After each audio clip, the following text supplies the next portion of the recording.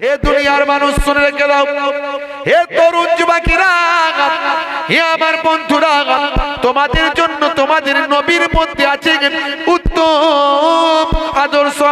তোমরা তোমাদের নবীর আখলাককে গ্রহণ করো, নবীর চরিত্রকে গ্রহণ করো, আল্লাহর নবীর জীবন দিয়ে নিজেদের জীবনটাকে সাজিয়ে ফেলো। হে তরুণ যুবকেরা, হে আমার বন্ধুরা, আল্লাহর নবী কি আখলাক দেখিয়েছেন, কি চরিত্র দেখিয়েছেন, একবার তুমি ভাবো, একবার তুমি কল্পনা করো আমার নবী কি আখলাক কি চরিত্র দেখিয়েছেন। হে যুবক, একটুখানি চিন্তা করো। আল্লাহর নবীর জানের শত্রু একজন ইহুদি মহিলা, নবীর জানের শত্রু একজন ইহুদি মহিলা। হে তরুণ যুবকেরা, আল্লাহর নবী যখন রাস্তা দিয়ে হেঁটে হেঁটে চলে যান, আল্লাহর নবীর মাথাতে শরীরেতে ঘরের নোংরা আবর্জনাগুলো ছুঁড়ে ছুঁড়ে মারে। আরে আমার দয়ার নবী রাহমাতুল লিল আলামিন কোনো কথা বলেন না। একজন বৃদ্ধা মহিলা, ইহুদি বৃদ্ধা মহিলা, তিনি আমার সম্পর্কে ভুল বুঝেছেন, তাই আমার উপর তিনি আঘাত করেছেন। ঠিক আছে, করুক, কোনো অসুবিধা নাই। নবী আমার চলে যাচ্ছেন বাবা, প্রতিদিন চলে যান। একদিন দেখতে পাওয়া যায় নবী আমার ওই পথ দিয়ে হেঁটে যান, কিন্তু আজকে তো ওই ইহুদি মহিলা আমার উপর নোংরা আবর্জনা নিক্ষেপ করলো না। হে তরুণ যুবকেরা, হে আমার বন্ধুরা, আল্লাহর নবী চিন্তা করলেন ওই মহিলা কি অসুস্থ হয়ে গেল, ওই মহিলা কি আজকে কেন আমার উপর নিক্ষেপ করলো না, ওই মহিলাকে তো দেখতে পেলাম না, কি ব্যাপার, ওই মহিলা কি অসুস্থ হলো না কোনো বিপদ হলো? আমার উচিত ওই মহিলার সংবাদ নেওয়া, ওই মহিলার খবর নেওয়া। হে তরুণ যুবকেরা, হে আমার বন্ধুরা, শুনে রেখে দিন, জেনে রেখে দিন বাবা, আল্লাহর নবী ওই ইহুদি মহিলা বৃদ্ধার বাড়িতে গেলেন, গিয়ে বললেন, মা বুড়িমা কোথা আছো, মা বুড়িমা বেরিয়ে সব। আল্লাহর নবীকে ওই বৃদ্ধা মহিলা বললেন, কে বাবা, কে তুমি? আমার বেরোনোর ক্ষমতা নাই, আমি তো অসুস্থ অবস্থায় বিছানায় পড়ে আছি। হে তরুণ যুবকেরা, আল্লাহর নবী কাছে গেলেন, গিয়ে বললেন, মা বুড়িমা, মাগো মা বুড়িমা, তোমার ট্রিটমেন্টের কি ব্যবস্থা করব, ট্রিটমেন্টের কি প্রয়োজন বলো। এমন সময় বৃদ্ধা মহিলা বলল, বাবা তুমি কে? আমি তো ঠিক বুঝতে পারছি না, কে তুমি, কে তুমি বাবা? আল্লাহর নবী বললেন, মা বুড়িমা, প্রতিদিন যার গায়েতে তুমি নোংরা ফেলো, যাকে তুমি সহ্য করতে পারো না, যার প্রতি তুমি হিংসা করো, বিদ্বেষ করো, যাকে তুমি ঘৃণা করো, যাকে তুমি মারতে চাও, যাকে তুমি অসম্মান করতে চাও, আমি সেই আব্দুল্লাহর বেটা, আমি তো সেই মুহাম্মদ। জোরে হবে না, জোরে হবে না। বুড়িমা তখন বললেন, বাবা তোমার এত সুন্দর ব্যবহার, এত সুন্দর আখলাক, তোমার সম্পর্কে আমার মনে তো ঘৃণা তৈরি করা হয়েছিল, বীজ ঢালা হয়েছিল। আমি তোমার সম্পর্কে কত ঘৃণা রেখেছিলাম হৃদয়ে, কত তোমাকে খারাপ চোখে দেখতাম। আরে তোমার ব্যবহারে আমি মুগ্ধ হলাম। তুমি না নবী হলে আবার কে নবী হবে? পড়িয়ে দাও মহাবাণী মহাকালেমা। ওই ইহুদি আমার নবীর কাছে কালেমা পড়ে ঈমান কবুল করে নিল। বুঝতে পারছেন?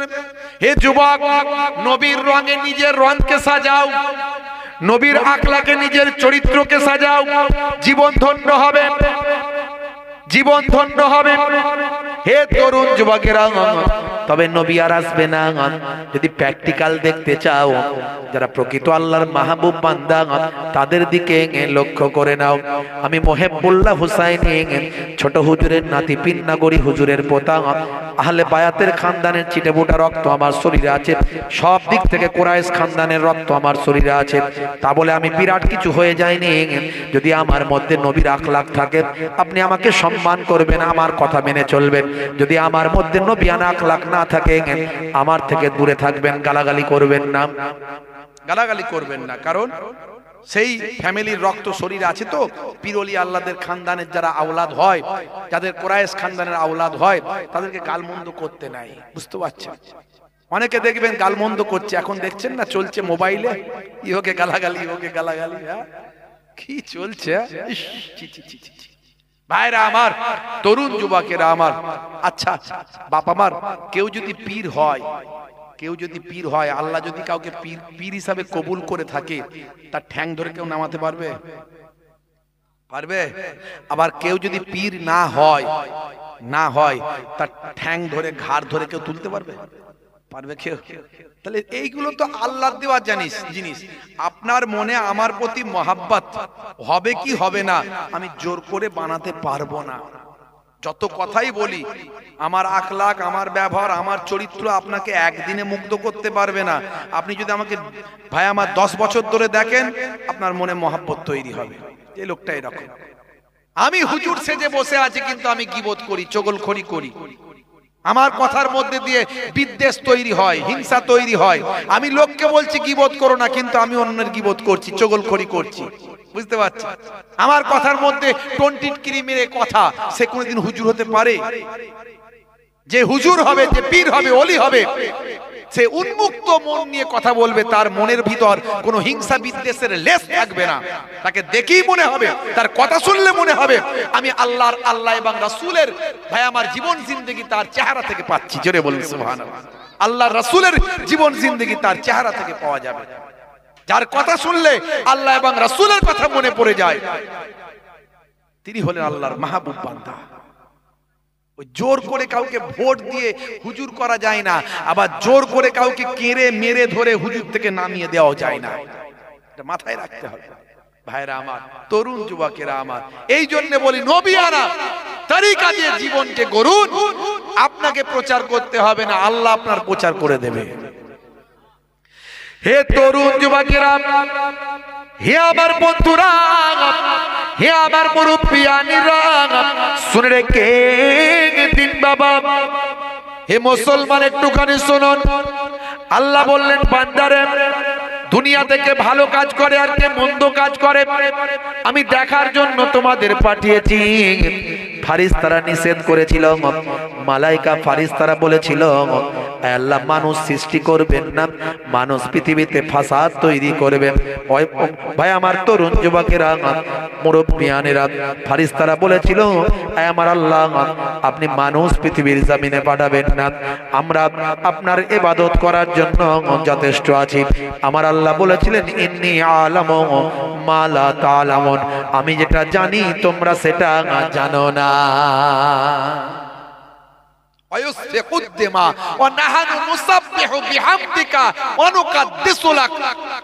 ফারিস্তারা বলেছিল, আল্লাহ আমরাই তো যথেষ্ট আপনার ইবাদত করার জন্য, আপনার উপাসনা করার জন্য, আপনার আপনার আপনার জন্য, আপনার জিকির করার জন্য আমরাই যথেষ্ট। হে তরুণ যুবকেরা, হে আমার বন্ধুরা, হে আমার মুরব্বিয়ানিরা, আল্লাহ বললেন, হে মালাইকা ফারিস্তারা শুনে রেখে দাও, আমি যা জানি তোমরা সেটা জানো না। ভাইরা আমার, তরুণ যুবকেরা আমার, হে আমার মুরব্বিয়ানেরা, শুনে রেখে দিন, জেনে রেখে দিন মুসলমান। হে জওয়ান যুবকেরা, একটু খেয়াল করুন। আল্লাহ বললেন, শোনো, যারা প্রকৃত ঈমানদার হবে, যারা আমার নির্দেশটা পালন করবে, আমি আল্লাহ তাদের জন্য রেখেছি মহা পুরস্কার। ইন্নাল্লাযীনা আমানু ওয়া আমিলুস সালিহাত কানাত লাহুম জান্নাতুল ফিরদাউসি নুজুলা। জোরে হবে না? যারা ঈমানটা এনেছে, হে তরুণ যুবকেরা, যারা ঈমানটা এনেছে, সেই মতো আমলটা করেছে, তাদের জন্য আমি আল্লাহ বলি আমার দয়ার জান্নাত, জান্নাতুল ফেরদাউস দান করে দিলাম। ভাইরা আমার, তরুণ যুবকেরা আমার, হে আমার মুরব্বিয়ানিরা, শুনে রেখে দেন, জেনে রেখে দেন। ভাইরা আমার আল্লাহ বললেন, বান্দা তোরা আমার ইবাদতটা কর, আমার নির্দেশটা মেনে চল, আমি তোদের ইবাদতের জন্য পৃথিবীতে পাঠিয়েছি। মা খলাকতুল জিন্না ওয়াল ইনসা ইল্লা লিয়াবুদুন, আমি জিন জাতি এবং মনুষ্য জাতিকে আমার ইবাদত করার জন্য পৃথিবীতে পাঠিয়েছি। হে জওয়ান যুবকেরা, ইবাদত মানে শুধু নামাজ, রোজা, হজ, যাকাত নয়। ইবাদত মানে নবিয়ানা তরিকা, ইবাদত মানে রাসূলের আখলাক, রাসূলের নির্দেশ, রাসূলের সুন্নত, এই সব কিছু ইবাদত। আর বড় ইবাদত গুলো হলো নামাজ, রোজা, হজ, যাকাত। গরিবদের জন্য, গরিব মানুষ যিনি তার জন্য হজ যাকাত ছাড় দেওয়া হয়েছে। ধনী মানুষ হজ যাকাত করে যে সওয়াবের অধিকারী হবেন, গরিব মানুষ হজ যাকাত না করেও সেই সওয়াবের অধিকারী হবেন। হে তরুণ যুবকেরা, হে আমার বন্ধুরা, হে মুসলমান, তাহলে আপনাকে আমাকে রাসূলের সুন্নত তরিকাগুলো আগে ধারণ করতে হবে।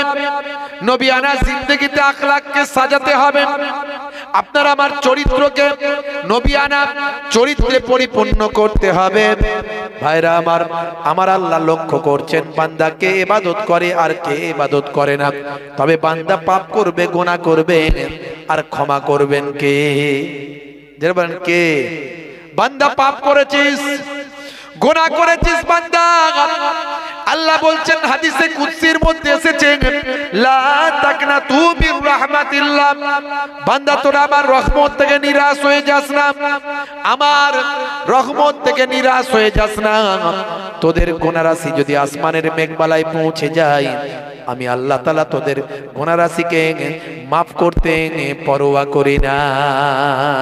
ওরে বান্দা ফিরে এসো, আমি আল্লাহ আমার দরবারে ফিরে এসো। ভাইরা আমার, তরুণ যুবকেরা, আমার আল্লাহ বলছেন, ইয়া আইয়ুহাল্লাযীনা আমানু তুবু ইলাল্লাহি তাওবাতান নাসুহা, তোমরা তওবাটা করো, অন্তর থেকে তওবা করো। পাপ করেছো, গুনাহ করেছো, অপরাধ করেছো, ফিরে এসো আমি আল্লাহর দরবারে, এসে তওবা করো, ইস্তেগফার করো, আমি আল্লাহ তোমাদের জীবনের গুনাহ মাফ করে দেব। জোরে হবে না? আর জোরে হবে না? আমার আল্লাহ আপনারা আমার জীবনের গুনাহকে মাফ করে দেবেন যদি আমরা তওবাটা করতে পারি। ভাইরা আমার, তরুণ যুবকেরা আমার, হে আমার মুরব্বিয়ানেরা, আমার আল্লাহ বলেন তোমরা সালাতটা আদায় করো, যাকাতটা প্রদান করো, আর রুকুকারীদের সঙ্গে তোমরা রুকুটা করো। এখানে সালাত কায়েম করতে বলা হয়েছে। শুধু নিজে পড়লে হবে না, সালাত আদায় করতে, কায়েম করতে বলা হয়েছে। কায়েম করা আলাদা জিনিস, আর নিজে পড়া আলাদা জিনিস। সালাত নামাজ শুধু নিজে পড়লে হবে না ভাই আমার, দোস্ত আমার, সালাতটা কায়েম করতে হবে। ঘরের মধ্যে দেখা যায় স্ত্রী সালাত আদায় করে, নামাজ আদায় করে, স্বামী নামাজ পড়ে না, বাপ সালাত আদায় করে, সন্তান নামাজ পড়ে না। হে তরুণ যুবকেরা, সালাতটা কায়েম করতে আল্লাহ বলেছেন 82 বার। আমার আল্লাহ বলছেন সালাতটা কায়েম করো, তার মানে তোমার বাড়িতে, তোমার পরিবারের মধ্যে নামাজটা প্রতিষ্ঠা করো। নামাজকে কি করতে হবে? প্রতিষ্ঠা করতে হবে। শুধু আমি নামাজ পড়লাম মানে আমি বেঁচে গেলাম তা কিন্তু হবে না। আপনার পরিবার, আপনার সন্তান নামাজ পড়ে না, তার জন্য আপনাকে কিন্তু কৈফিয়ত দিতে হবে আল্লাহর কাছে। অত সহজ নয়, অত সহজ নয়। আপনি নামাজ পড়ছেন, ভাবছেন আমি বেঁচে গেলাম, আমার পরিবার পড়েনি, ও আল্লাহর দরবারে জবাব দেবে না। আপনার উপরে হক ছিল। একটা মহিলা যখন জাহান্নামে যাবে, সঙ্গে সে 4 জনকে নেবে। ওই মহিলা বেপরদার সঙ্গে ঘুরেছে, ওই মহিলা বেনামাজি থেকেছে, ওই মহিলা অপবিত্র অবস্থায় দিনরাত কাটিয়েছে, ওই মহিলা ভাই আমার নামাজ ইবাদত বন্দেগীর ধার ধারে না, ওই মহিলা অশ্লীল ভাবে জীবন কাটিয়েছে। হে তরুণ যুবকেরা, হে আমার বন্ধুরা, ভাই আমার দোস্ত আমার, ওই মহিলা যখন জাহান্নামে যাবে, সঙ্গে সে 4 জনকে নেবে। ভাই আমার, তখন সে তার প্রথম বাপকে ডেকে নেবে। বাপ আল্লাহওয়ালা হতে পারে, কিন্তু ওই মহিলার জন্য বাপকে জাহান্নামায় ঢুকতে হবে। ভাই আমার, কারণ ওই বাপ তাকে গাইড করেনি, সঠিক পথের দিশা দেখায়নি, 1 নাম্বার। 2 নাম্বার, ওই ভাই আমার মহিলার বড় ভাইকে জাহান্নামায় যেতে হবে, কারণ ওই বড় ভাইয়ের উপরেও দায়িত্ব ছিল। ওই বড় ভাই তাকে গাইড করবে, ওই বড় ভাই তাকে সঠিক পথ দেখাবে। ওই বড় ভাই তার গাইড করেনি, দেখভাল করেনি, দায়িত্ব নেয়নি, এই জন্য বড় ভাইকেও জাহান্নামায় যেতে হবে। 3 নাম্বার হলো ওই মহিলা যদি জাহান্নামায় যায় সঙ্গে তার স্বামীকে যাবে, স্বামীকে সঙ্গে নেবে, কারণ ওই স্বামী তার ভাই আমার গাইড করেনি, স্বামী তাকে লক্ষ্য করেনি, স্বামী তার বউকে নিজের নায়িকা করেছিল। কথা ঠিক না ভুল? এখনকার দেখবেন মোটরসাইকেল বেরিয়েছে, মোটরসাইকেল একতলা আর তিনতলা, প্রথম তলাটা একতলা, তার উপর একটা তিনতলা। হ্যাঁ, আমাকে এক জায়গায় বসাতে যাচ্ছিল, দৌড় বাবু তোর এই মোটরসাইকেলে বসার ক্ষমতা আমার নাই, তুমি ভাই হেঁটে হেঁটে যাবো, মোটরসাইকেল নিয়ে চলে যাবো। ভাবলাম এই মোটরসাইকেল গুলো চাপে কারা, বুঝতে পারছি যে ড্রাইভার চাপছে সে নিচে বসে আছে, আর যে প্যাসেঞ্জার উপরে বসবে সে তার ঘাড়ের কাছে বসবে, বুঝতে পারছি সর্বনাশ, বসে কারা? বলে হুজুর এগুলো তো যে সে লোকেরা কেনে না, এগুলো যারা নায়ক নায়িকা তারা কেনে। সর্বনাশ করেছে, বুঝতে পারছেন? হাই রে হাই, মুসলমান বউকে নায়িকা সাজিয়ে মোটরসাইকেল করে নিয়ে ভঁ ভঁ করে ঘুরে বেড়ায়। আখিরি জামানা, লাল শাড়ি লাল টিপ লাল আঁচল মাথায় নাই, সবুজ শাড়ি সবুজ টিপ সবুজ আঁচল মাথায় নাই, পিঠটা তাদের ফাঁকা, আর বলছে যত তাকাবি তাকা, দেখ কেমন লাগে। মুসলমানের নারী করছে বাড়াবাড়ি, হাতে ধরেছে কাটারি, বলছে বেরিয়ে আই শ্বশুর শাশুড়ি। মুসলমানের নারী চালাচ্ছে স্কুটি গাড়ি, গায়ে নাই ওর না, বলছে আমার দিকে দেখ না, চুল করতে কালার, যাচ্ছে বিউটি পার্লার, নাম ছিল জরিনা, হয়ে গেল কারিনা। মুসলমানের নারী করবেন না বাড়াবাড়ি। হে মুসলমানের নারী শুনে রাখুন তাড়াতাড়ি, চারটে কাজ ভালো করবেন, এটা আপনার জন্য জরুরি।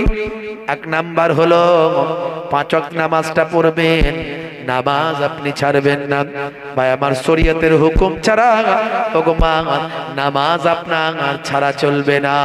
2 নাম্বার হলো মা আপনি রোজাটা রাখবেন, শরীয়তের হুকুম ছাড়া রোজা ছাড়বেন না, বছরে 1 মাস অন্তত রোজাটা আপনাকে রাখতে হবে। 3 নাম্বার হলো হে মা শুনে রেখে দেন, আপনাকে পর্দা করতে হবে, আপনাকে পর্দার মধ্যে হেফাজতের মধ্যে চলতে হবে। তার মানে পর্দা মানে আপনি ভুল ব্যাখ্যা করবেন না, পর্দা মানে ঘরের ভিতর চুপ করে বসে থাকবেন না, সেটা বলছি না। নবীর যুগে মেয়েরা যুদ্ধে পর্যন্ত যোগদান করেছে, আমার নবীর যুগে মায়েরা যুদ্ধে পর্যন্ত যোগদান করেছে। ওগো মা শুনে রেখে দিন, জেনে রেখে দিন, পর্দা মানে আপনি আপনার শরীরটাকে ঢেকে সম্মানের সঙ্গে আপনি চলবেন, আপনি আপনার শরীরটাকে সম্মানের সঙ্গে ঢেকে ইজ্জতের সঙ্গে গায়ে মাথায় কাপড় দিয়ে, মাথা ঠান্ডা রেখে গায়ে মাথায় কাপড় দিয়ে সম্মানের সঙ্গে আপনি হেঁটে হেঁটে চলবেন। মাগো মা, ও মা প্রয়োজনে আপনি নিশ্চয় বাইরে বেরোতে পারবেন, আপনি শিক্ষা দীক্ষা করবেন, এলেম জ্ঞান অর্জন করবেন মা। কারণ শুনে রেখে দেন আল্লাহর নবী বলেছেন তালাবুল ইলমি ফারিদাতুন আলা কুল্লি মুসলিমিনা মুসলিমাত, প্রত্যেকটা নর নারীর জন্য এলেম জ্ঞান অর্জন করা, শিক্ষা করা হলো ফরজ। আপনার ঘরের মেয়েটা এলেম অর্জন করবে, জ্ঞান অর্জন করবে, বুঝতে পারছেন? নিশ্চয় আপনার ঘরের মেয়েটা শিক্ষিতা হবে, কারণ নারীদের শিক্ষার দরকার আছে। নারী শিক্ষায় হয় সমাজ গঠিত, নারী শিক্ষা নাই বলে সমাজ পতিত। নারীগণ যদি শিক্ষিতা না হয় কখনো মুসলিম জাতি জাগিবার নয়। কিন্তু নারীদেরকে সচেতন করতে হবে, তাদের ইজ্জত, তাদের পর্দা, তাদের সম্মান, সে সম্পর্কে তাদেরকে সচেতন করতে হবে। তারা যেন নিজেদের ইজ্জত সম্মানকে বাঁচিয়ে শিক্ষা দীক্ষায় এগিয়ে আসে। আপনার ঘরের মেয়েটা যদি গাইনি ডক্টর না হয়, আপনি কেমন করে আশা করছেন যে আমার স্ত্রীকে একজন মহিলা ডাক্তারের কাছে নিয়ে যাব? কারণ আপনি তো নিজেই তৈরি করছেন না মহিলা গাইনি ডক্টর, করতে হবে আপনাকে। কিন্তু আপনার মেয়েটা মাথায় কাপড় দিয়ে হিজাব পরে সম্মানের সঙ্গে তার মেধাটার বিকাশ ঘটাবেন আপনি। হে তরুণ যুবকেরা, হে আমার বন্ধুরা, হে আমার মুরব্বিয়ানিরা, শুনে রেখে দিন বাবা। তাহলে একজন মহিলা 4টে ভালো কাজ করবেন: 5 ওয়াক্ত নামাজ, বছর 1 মাস রমজানের রোজা, পর্দাটা করবেন, পর্দা। শুধু পর্দা হচ্ছে ইমাম সাহেবের কাছে, পর্দা হচ্ছে মুয়াজ্জিন সাহেবের কাছে, পর্দা হয় হাজী সাহেবের কাছে, আর পর্দা হলে হুজুর এলে হুজুরের সামনে পর্দা। হুজুরকে রাস্তায় দেখতে পেল, এতক্ষণ মাথায় কাপড় ছিল না, এমন মাথায় কাপড় দিয়ে ঘুমটা টানলো, পেছনটা লোডশেডিং হয়ে গেল। কথা ঠিক না ভুল? আছে না নাই? হ্যাঁ, পর্দা শুধু হুজুরের কাছে নয়, হুজুর দেখলেও যা আর ওই কালো চাচা দেখলেও তাই, একই ব্যাপার, গোনা সে একই। বুঝতে পারছো? হুজুরের জন্য স্পেশাল কিছু গোনা টোনা রাখা নাই, জাহান্নামটা একটু কোয়ালিটিটা অন্যরকম, এরকম কিছু নাই। হুজুরও গোনা করলো যা পাবে, আপনি গোনা করলেও তাই পাবেন। বুঝতে পারছো? হে তরুণ যুবকেরা, হে আমার বন্ধুরা, হে আমার মুরব্বিয়ানিরা, শুনে রেখে দিন বাবা, তাহলে পর্দা করতে হবে। নামাজ, রোজা, পর্দা, আর 4 নাম্বার হলো স্বামীর দেখাশোনা, স্বামীর খেদমত করবেন, স্বামীর উপরে মাতব্বরি করতে যাবেন না। এখনকারের স্বামীর ভাই আমার, ঘরের স্বামী স্ত্রীর সম্পর্কটা হয়ে গেছে অন্যরকম। কিরকম বলেন? স্বামী হচ্ছে একজন মেম্বার, স্বামী হয়ে গেছে মেম্বার, আর স্ত্রী হয়েছে হোম মিনিস্টার। কথা ঠিক না ভুল? স্বামী হয়েছে মেম্বার, স্ত্রী হয়েছে হোম মিনিস্টার। স্ত্রীর কথা ছাড়া ঘরের একটা কাজও হয় না। আছে না নাই? নিশ্চয় পরামর্শ করতে বারণ করছি না, পরামর্শ করবেন, কিন্তু মাতব্বরিটা করলে চলবে না। স্বামীর উপরে নির্ভরশীল আপনাকে হতে হবে। হে তরুণ যুবকেরা, আল্লাহর নবী বলেছেন, যদি আমি কাউকে সিজদা করার অনুমতি দিতাম, সিজদা করা হলো হারাম, আল্লাহ ব্যতীত আর অন্য কাউকে সিজদা করা হলো শিরক। মাইয়ুশরিক বিল্লাহি ফাকাদ হারামাল্লাহু আলাইহিল জান্নাত, শিরককারীর জন্য জান্নাত চিরতরে হারাম হয়ে যায়। সিজদা করা হলো শিরক। আল্লাহর নবী বলেন, যদি আমি কাউকে সিজদা করার অনুমতি দিতাম, তাহলে স্ত্রীদের বলতাম, তোমরা তোমাদের স্বামীর পায়ে সিজদা করবে। একজন বলছে, হুজুর, এটা ইসলামে নারীদের অসম্মান করা হলো। ইসলাম এত সুন্দর, কিন্তু নারীদের বেলায় এমন কেন? ইসলাম নারীদের কি অসম্মান করলো না? ভাইরা আমার, আমি বললাম, জাস্ট এক্সাম্পল, উদাহরণ দিলাম। ভাই আমার, আমি বললাম যে আপনি যেখানে এটা জেনেছেন, পড়েছেন যে স্বামীর পায়ের তলায় স্ত্রীর জান্নাত, তার পরের লাইনটা আপনার পড়া হয়নি। পরের লাইনেই কিন্তু বলা হয়েছে মায়ের পায়ের তলায় সন্তানের জান্নাত। তাহলে নারীদের সম্মান নষ্ট হলো কোথায়? মা কি কোনো পুরুষ নাকি? না, মা মহিলা। তাহলে মায়ের পায়ের তলায় সন্তানের জান্নাত। ইসলামে নারীদের কখনো অসম্মান করা হয়নি, নারীদের মর্যাদা সবচেয়ে বেশি দেয়া হয়েছে, মায়ের পায়ের তলায় সন্তানের জান্নাত বলা হয়েছে। ইসলাম বুঝতে হবে, জানতে হবে। হে তরুণ যুবকেরা, হে আমার বন্ধুরা, হে আমার মুরব্বিয়ানিরা, শুনে রেখে দিন বাবা, 1450 বছর আগে আল্লাহর কোরআন যা বলেছে, নবীর হাদিস যা বলেছে, আজকের যুগে সব বিজ্ঞান আর বাস্তবতায় পরিণত হয়েছে। ভাইরা আমার, তরুণ যুবকেরা আমার, মুরব্বিয়ানেরা আমার, হে মুসলমান, একটুখানি খেয়াল করুন। হে তরুণ যুবকেরা, একটু লক্ষ্য করুন। আল্লাহর কোরআন যখন বলেছেন, সে সময় কোনো বিজ্ঞান ছিল না, সায়েন্স ছিল না, কোনো রকম কম্পিউটার ছিল না, কোনো রকম ফিজিক্স কেমিস্ট্রি ছিল না, কোনো রকম ইকোনমিক্স ছিল না, কোনো রকম অ্যাস্ট্রোনমার না ছিল না। ভাইরা আমার, সেই সময় কোনো রকম জ্যোতির্বিদ্যা ছিল না, কোনো রকম নাসা ইসরো গবেষণা কেন্দ্র ছিল না, কোনো রকম মাইক্রোস্কোপ, স্টেথোস্কোপ, ব্যারোমিটার, থার্মোমিটার ছিল না। আল্লাহর নবী যে সময় হাদিসগুলো বলেছেন, আমার আল্লাহ কোরআন মাজিদটা যে সময় নাজিল করেছেন, হে তরুণ যুবকেরা, কোন প্রত্নতত্ত্ববিদ ছিল না, কোন রকম ভাই আমার প্রকৃতি গবেষক ছিল না, কোন রকম মেরিন সায়েন্টিস্ট ছিল না। হে তরুণ যুবকেরা, আমার আল্লাহ কোরআন মাজিদের ভিতরে বললেন, হে তরুণ যুবকেরা, আমার আল্লাহ কোরআন মাজিদের মধ্যে বললেন, বলেন ওয়াল জিবালা আওতাদা, আমি আল্লাহ পাহাড়গুলোকে পেরেকের মতো ঘিরে দিয়েছি। আল্লাহ বলছেন পাহাড়গুলোকে পেরেকের মতো ঘিরে দিয়েছি। আজকের বিজ্ঞানীরা গবেষণা করল, পাহাড় নিয়ে গবেষণা করল। হে তরুণ যুবকেরা, পাহাড় নিয়ে গবেষণা করে দেখলো আল্লাহ পেরেকের মতো গেড়েছেন। বলেছেন পেরেকের নিচের দিকটা বেশি থাকে, উপর দিকটা অল্প। ভাইরা আমার, তারা অবাক হয়ে গেল, আরে আল্লাহর কোরআন মিলে যাচ্ছে কি করে? না, পাহাড়গুলো আমরা যতটা উপরে দেখতে পাই, উপর দিকে জমিন থেকে যতটা দেখতে পাই, জমিনের নিচে তার 70% 80% জমিনের নিচে গাঁড়া। জোরে হবে না? একটু জোরে হবে না? কত উদাহরণ দেব, অনেক উদাহরণ আমি দিয়েছি, বেশি উদাহরণ দেব না। এই উদাহরণগুলো এই জন্য দিই যাতে করে আপনি বুঝতে পারেন কোরআন সত্য, কোরআন সত্য আপনি যাতে বুঝতে পারেন। কয়েকদিন আগে মাত্র জম্মু কাশ্মীর হাইকোর্টে একটা বিচার হয়েছে। বিচারটা করেছেন কে? হে তরুণ যুবকেরা, হে আমার মুরব্বিয়ানেরা, শুনে রেখে দিন বাবা, জেনে রেখে দেন, বিচারটা করেছেন বিচারপতি বিনোদ চ্যাটার্জি কোর্ট। ভাই আমার, দোস্ত আমার, শুনে রেখে দেন, জেনে রেখে দেন, মুসলমান একটুখানি খেয়াল করুন। হে তরুণ যুবকেরা, হে আমার মুরব্বিয়ানেরা, শুনে রেখে দেন বাবা, হে জওয়ান যুবকেরা, বিচারটা করেছেন বিচারপতি কোর্ট। তিনি বিচার করেছেন কি? হে জওয়ান যুবকেরা, শুনে রেখে দেন, বিচারপতি কৌর বিচার করেছেন। কার বিচার? যার বিরুদ্ধে বিচার তিনি একজন হাজী সাহেব, তার নাম হলো আব্দুল গফফার।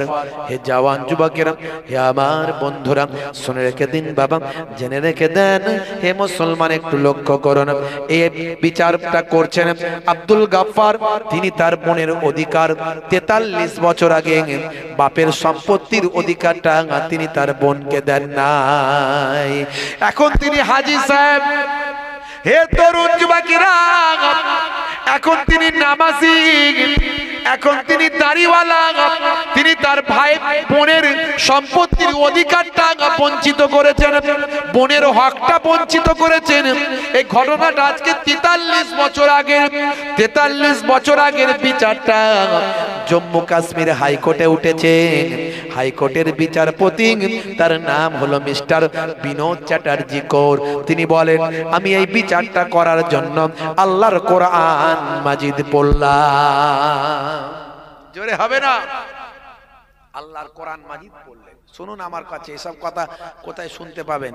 খুব কম লোকই তথ্য রাখে, খুব কম লোক এসব খবর রাখে। আমি অনেক বাস্তব উদাহরণগুলো কেন দিই জানেন? আমরা বাস্তববাদী মানুষ।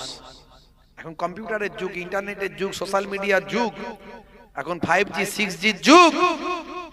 আমি যখন আপনাকে প্রমাণ করব যে কোরআন সত্য, নবী সত্য, আল্লাহ সত্য, তখন আপনি বিশ্বাস করবেন। আর আমি আপনাকে বলবো, হাই আল্লাহর ওলি গাছের উপর দিয়ে উড়ে চলে গেল। আপনি একটা বিজ্ঞান মনস্ক ছেলে, বিজ্ঞান পড়েন, সায়েন্স পড়েন, ধর এসব হুজুররা কোথা থেকে বানানো গল্প নিয়ে আসে। হ্যাঁ, ওলি আল্লাহ গাছের উপর দিয়ে উড়ে চলে গেল। হ্যাঁ, কাজ আর নাই, এইসব বলে লুটে পুটে খাচ্ছে হুজুররা, বুঝতে পারছেন? খাজা গরিব নওয়াজ হাই পাহাড়টা ফেলে দিল, হাই ওই পাথরটা ফেলে দিল, ওইখান থেকে আপনার ওই কি বলে জয়পাল, খাজা গরিব নওয়াজ তাকালেন, ওই পাথর ওইভাবে সেটে রয়ে গেল।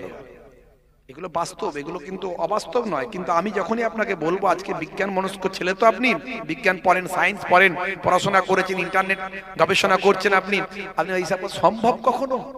এগুলো সম্ভব আপনার কাছে মনে হবে, কিন্তু অলৌকিকতা আছে।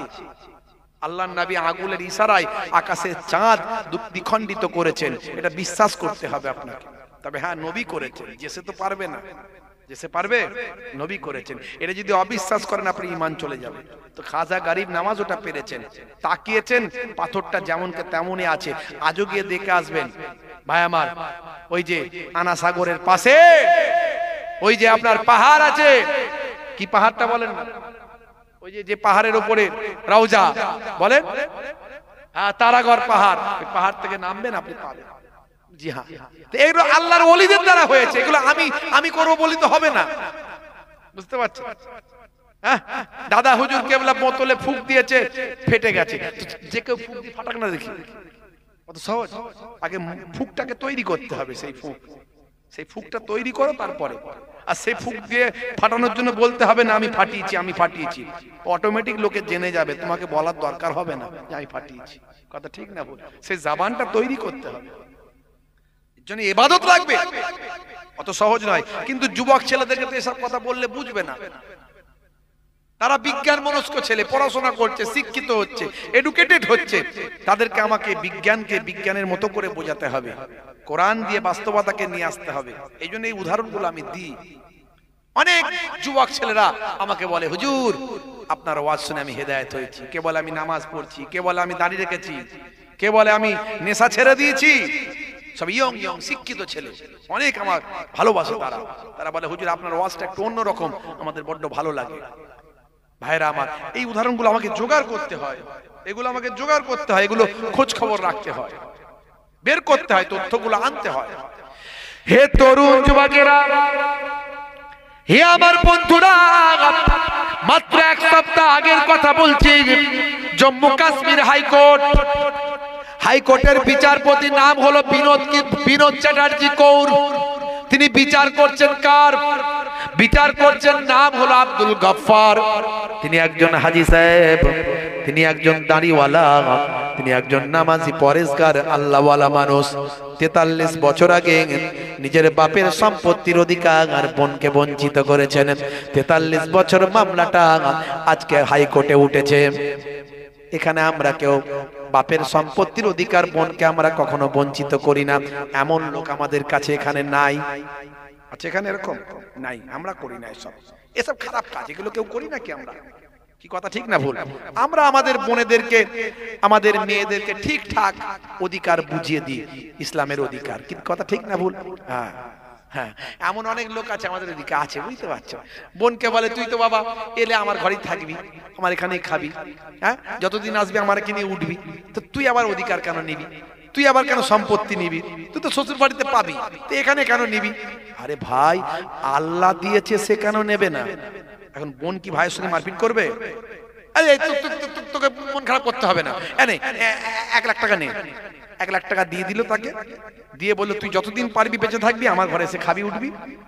হ্যাঁ, 1 কোটি টাকার সম্পত্তি 1 লাখে মেরে দিল। আল্লাহ বলবে আয়, আমি রেডি করে রেখেছি, গরম গরম লোহা রেডি করে রেখেছি, আয়। কত বড় আল্লাহওয়ালা হয়েছিস আমি একবার দেখ। তোর বোন কিছু বলতে পারেনি, কিন্তু আমি আল্লাহ ছাড়বো না, আমি আল্লাহ ছাড়বো না। অত সহজ নয়। হে তরুণ যুবকেরা, হে আমার বন্ধুরা, হে আমার মুরব্বিয়ানেরা, বিচারপতি বিনোদ চ্যাটার্জি কৌর সেই সময় বলেছিলেন, হে সুবি সাহেব, আপনাকে দেখে তো বড় সুবি সাহেব মনে হচ্ছে, দাড়িওয়ালা নামাজি, দেখে মনে হচ্ছে আপনি আবার হাজী সাহেব, আপনি সব ব্যাপারে ধর্ম মানেন, আর বোনের অধিকারটা দেওয়ার ব্যাপারে আপনার ধর্মটা কোথায় থাকে? আপনি কি কোরআন পড়েননি? হে হাজী সাহেব, আপনি কি কোরআন পড়েননি? আমি আপনার বিচারটা করার জন্য আল্লাহর কোরআনটা আমি পড়লাম। একজন হিন্দু বিচারপতি হয়ে আল্লাহর কোরআন থেকে রায় ঘোষণা করলেন। হে তরুণ যুবকেরা, বিচারপতি কৌর বলেন, হে আব্দুল গফফার শুনুন, আপনার বিচারটা আমি আল্লাহর কোরআন থেকে করছি, শুনুন। কোরআন মাজিদ সূরা নিসা, কোরআন মাজিদ সূরার নাম হলো সূরা নিসা, আয়াত নাম্বার হলো 11। এই 11 নাম্বার আয়াতে আল্লাহ কি বলেছেন শুনুন। ভাই আমার, বিচারপতি কৌর তখন পড়ে শুনিয়ে দিলেন বিচার।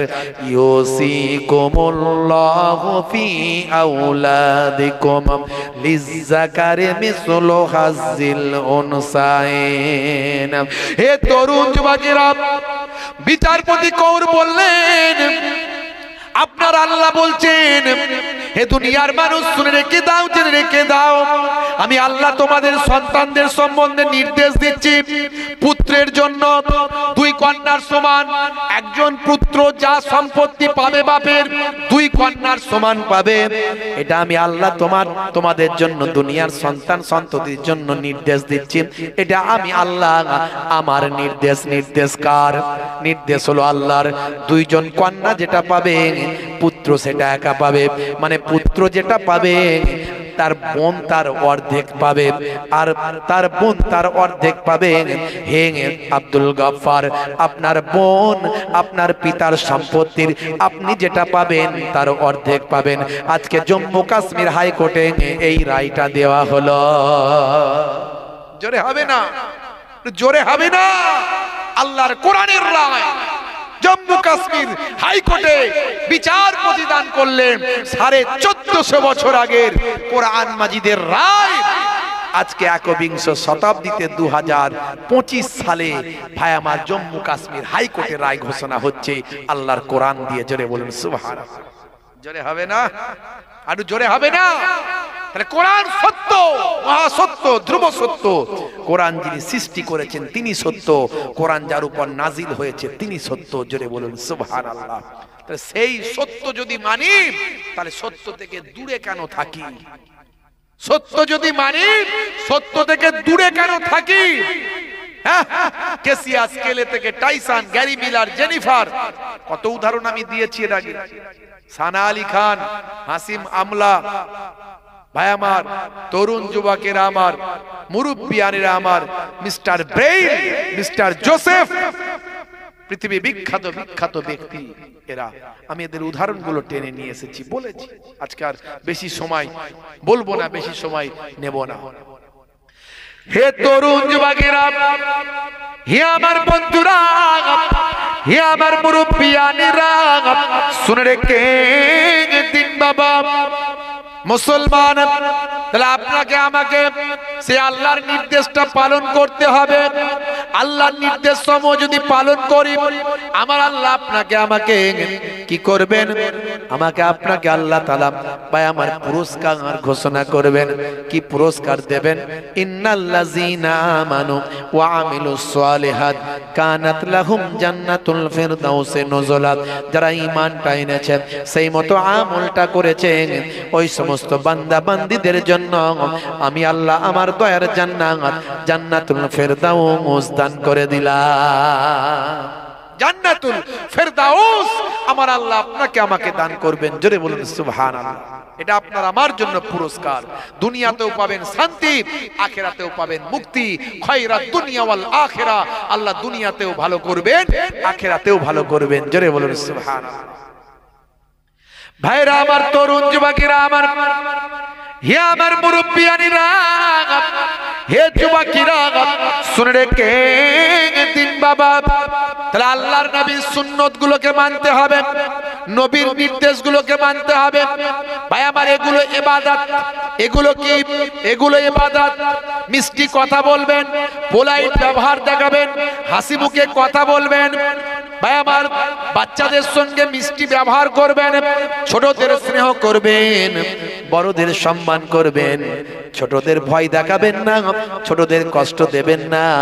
বাচ্চারা মসজিদে এলে হইচই করলে, ডিস্টার্ব করলে বিরক্ত হবেন না, কারণ এই বাচ্চা আজকে ডিস্টার্ব করছে, আর আপনি হইচই করে তাকে রেগে বকাবকি করে যদি তাড়িয়ে দেন, ওই বাচ্চাটা হয়তো মসজিদ মুখী আর কখনো হবে না।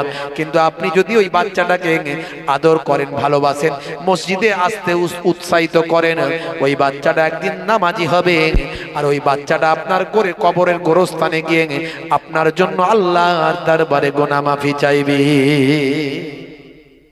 বাচ্চাদের স্নেহ করবেন, বড়দের সম্মান করবেন। হে তরুণ যুবকেরা, বড়রা যারা বয়স হয়েছে তাদের ইজ্জত করতে হবে, এটা আমার নবীর সুন্নাত। ভাইরা আমার, আল্লাহর নবী ওয়াজ করছেন নবী আমার। এমন সময় দেখতে পাওয়া যায় একজন বৃদ্ধা মহিলা এলো, বৃদ্ধা মহিলা একজন হেঁটে হেঁটে এলো। আল্লাহর নবী ওয়াজ করছিলেন, কত গুরুত্বপূর্ণ আলোচনা। নবীর ওয়াজ মানে বুঝতে পারছেন নবী কেমন ওয়াজ করতেন।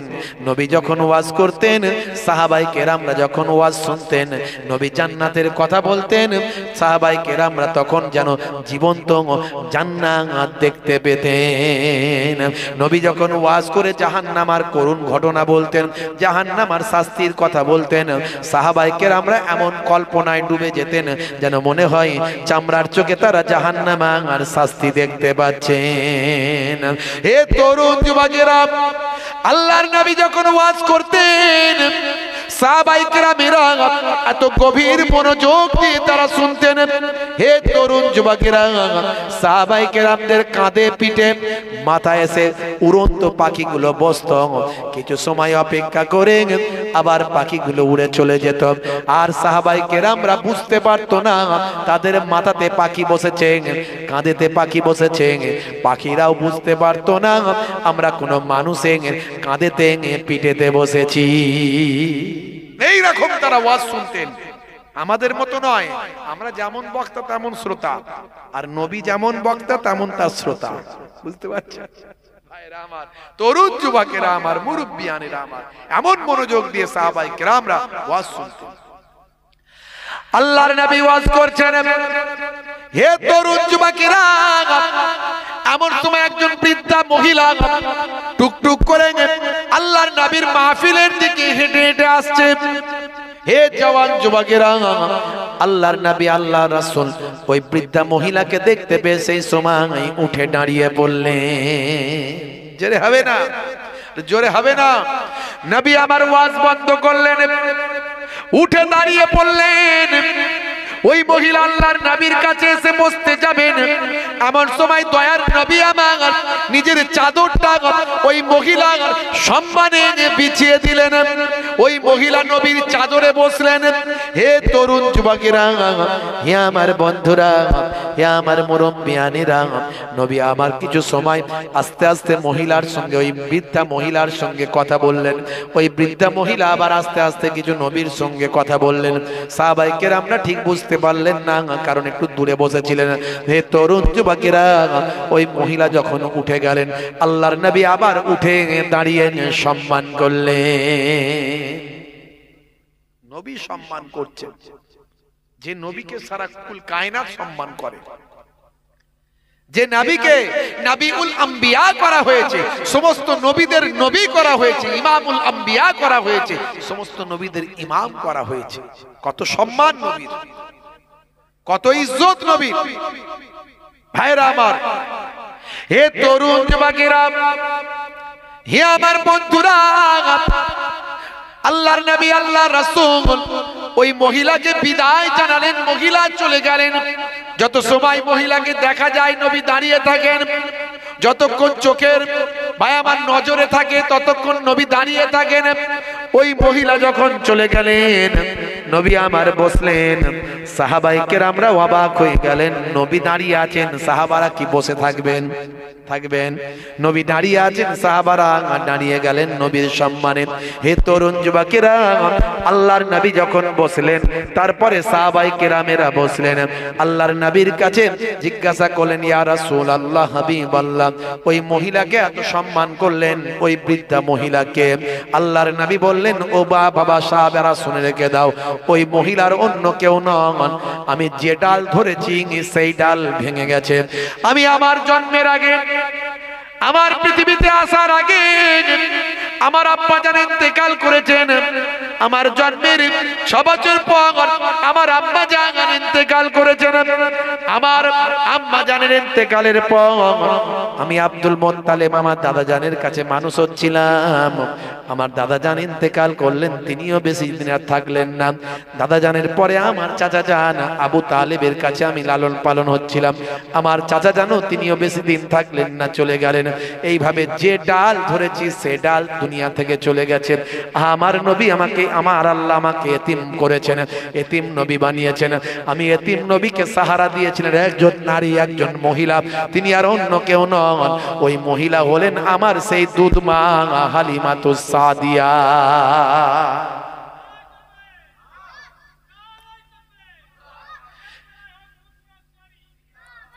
হে তরুণ যুবকেরা, হে আমার বন্ধুরা, হে আমার মুরব্বিয়ানেরা, আল্লাহর নবী বড়দের কেমন সম্মান করতে হয় দেখিয়েছেন, ছোটদের কেমন স্নেহ করতে হয় নবী দেখিয়েছেন।